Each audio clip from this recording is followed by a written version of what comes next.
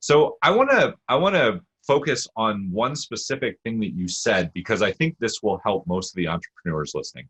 I know more than half the entrepreneurs I know either don't file their taxes, or they're multiple years behind, or there's all that stuff. And that's a huge, huge pain point. So what would you say to them if somebody's listening to this interview and they're like, oh my God, that's me. I'm having all this anxiety right now.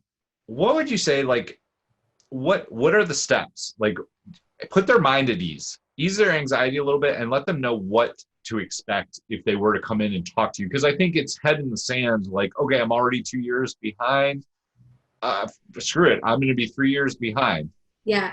And then what's happening. So I see that all the time. And business owners don't realize, or a lot of them do, by the time they talk to me, they've realized how much this is crippling their business. But if you haven't talked to an accountant yet, you would be surprised at how much of your brain space is actually scared to death of the IRS, you getting that letter or whatever. You may not think about it, you may not think you think about it, but there's all these things like holding you back, like, oh my gosh, I can't buy a house because I haven't done my tax, or I can't buy a car because I haven't done my tax, or what if the IRS catches me doing this? Like, you're always, every play you make is taunted by this fear that the IRS is going to catch you. So I would say, do something. Do not just sit and like keep it piling up, because the IRS will catch you, and then you will be in a mess. Do you know who Myron Golden is? Yeah. Yeah. Okay. I think I know his story. Bragging a little bit. So you know his story of he got audited, and his thing was like, I'm either going to pay the tax, or I'm going to just go and not make money for a year and do an offer and compromise. And he said that he chose to do an offer and compromise. And meaning, explain what that is really quick. So an offer and compromise is where you owe the IRS tons of money, and you can do an offer for the tax you owe. So like maybe you offer $5,000 to pay off $100,000 in debt. Well, the IRS makes you for a period of time have not made any money. So that's what he did. He just quit working, and then he did an offer and compromise. He thought that would be more beneficial. He's like, that's the worst mistake he ever made. That because he forgot when he became, got into Russell's Inner Circle and all that. Right before that was when he just did not make any money for a long time, and then he forgot how to make sales. Then he, got in this depression phase, and so I would say I would bite the bullet. Get the number. That's one thing. Like, a lot of you think the number is just compounding and you have no clue what it is. And if you would just get someone to do it for you. Another thing is, don't try to do it yourself. Like, I'll get on a call with people and they'll be like, I'll get this together. And it'll be 2 years and they'll call me again. I still ain't done it. But they need me to make them feel better again. So it's like a hit of dopamine or something to get them in momentum to feel like they're doing something, but they still haven't really done anything. So totally hand it off to someone else to do.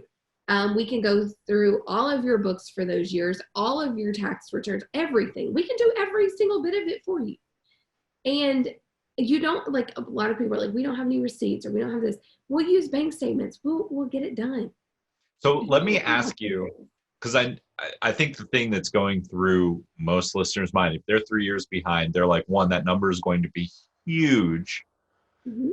Two, what are you going to charge me? Because the reason that I have been behind is because cash flow, especially in COVID, for a lot of businesses has been tight. So how much does it cost? It really depends on how big your business is. It just depends. I mean, it's like, I can't just give a price over Sure.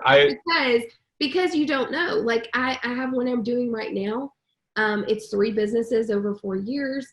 But they make a lot of money now. The problem is, usually this doesn't become a problem in people's minds till they're making money. Usually, I mean, like, now they're like, oh, now I got something to lose. That's usually whenever I get the call. Usually people are not calling me till they're like, now I got something to lose. Now I can lose my house. Now I can lose. They're not calling me whenever they're still making no money. They just aren't. So I don't know how that would, I know I get the call when people actually have started making money, and they're like, okay, now I got to do something. And so now, and then they're like, okay, I don't care how much this costs, just do it. I need to finish. So it's going to be expensive. And if you have no money and you have no money to fix it, like, then you're like, what do I do? So then you have to DIY. Well, then you're never going to get it done unless you take 6 months off and try to go through it all. Are you looking to scale your business but trying to figure out how to get your message across? Well, go to storyselling.how to grab my free course that will show you how to discover everything that you need to build your business through stories. These stories work whether it's in social media, email, or public speaking. There are 5 core stories that you'll learn. You'll be able to use all of them by the time you're done with this course. Again, that is storyselling.how. If you enjoyed today's episode, make sure to tune in next time.